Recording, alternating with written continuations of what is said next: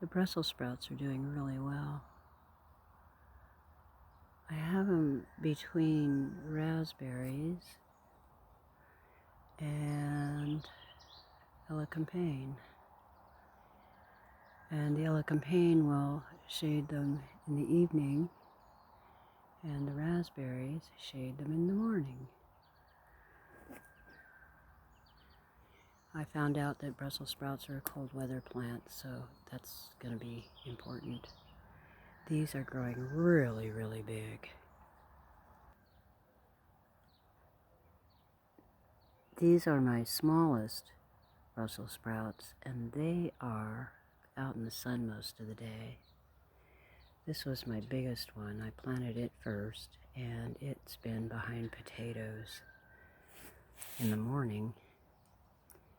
Not sure why that one is so huge, but it sure looks good. I've eaten some of the leaves off of it.